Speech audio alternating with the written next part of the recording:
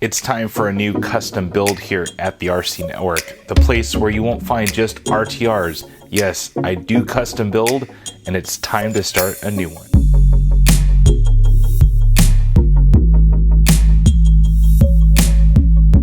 Hey guys, Rich here from the RCNetwork.com, and today we're going to be going over a new custom build here. And as you see, there's a few parts that I've collected over the past few months, and this build actually got started with these XR10 axles from Vanquish Products. Now, I have been doing a little bit of U4RC racing lately, and one class that really interests me is the 1.9 trail class. And a good buddy of mine, Justin Bodowitz, was doing quite well with his rig, running just XR10 axles underneath a pretty much stock SCX-10-2. Well, the wider wheel stand or stance of the XR10 axles just give you that little bit of an edge in the 1.9 class. So decided to kind of build up my own version of a 1.9 rig for U4RC. It's going to be definitely a go fast rig. As you see here, there's some pretty cool parts and good durability items, and of course some super power back there with that hobby wing system. So let's go over some of the parts and we'll take it from there. It's funny how builds come together, being that this was almost one of the last parts that I received in. Now this is the BGR Fabrications chassis. It's his Truggy chassis, all made out of aluminum. This thing is just a work of art, and there is a bit of a wait to even get one. So was waiting for a little while, and I contacted a good friend of mine, Lee, over at 949 Designs.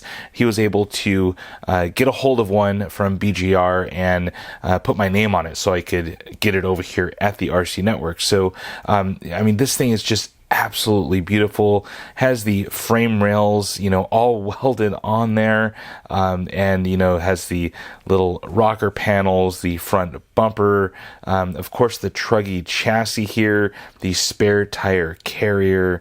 I mean, this thing is just absolutely beautiful.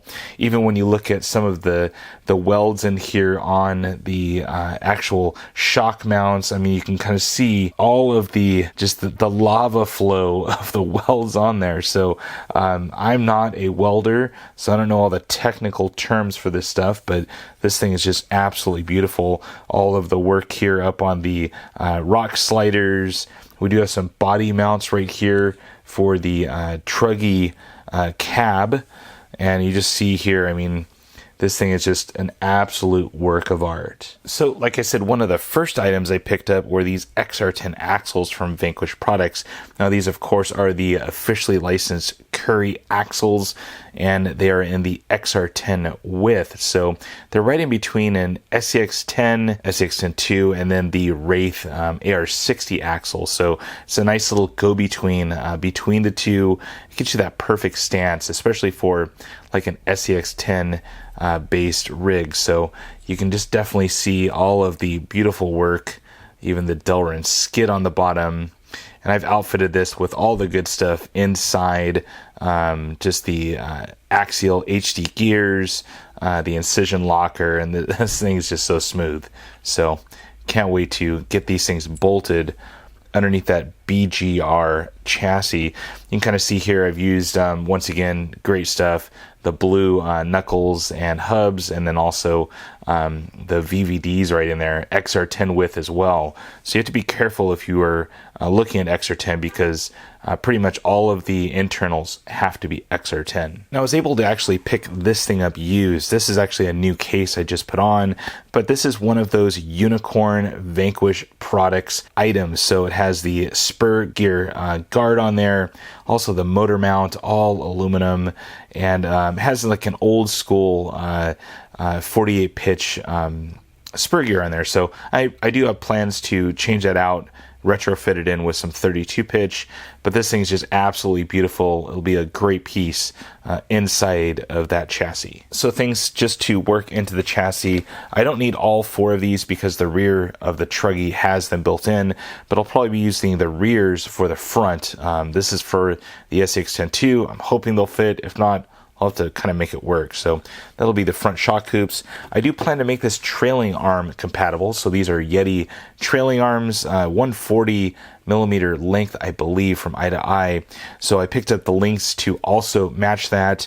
They're right over here on the far side, just custom links from Vanquish, and gonna lengthen the chassis by 3/4 of an inch. So this will be like a 13-inch wheelbase for U4. And then finally, just the XR10 with steering links. I'll have to bend these myself. No one on the planet has the XR10 steering link, so 160 is the magic number for the main steering link, and then the drag link, just a standard, let's see here, 80 mil. A couple other items here. This is the Vader Products Delrin skid. This will give you a higher center for the SCX10, so it's a high clearance skid, so nothing will stick below the chassis rails once you mount this up. It's like a 1/4-inch Delrin, super fine piece, and this just bolts into a standard SCX10 transmission, so should bolt on nicely, and this thing's pretty tough. Next thing is the STRC. This is just the H mount, just for chassis support. Not even sure I'm going to need this. I may end up chopping it up to make 2 of them. Pick this up just in case I do need it. And then finally, some MIP axles.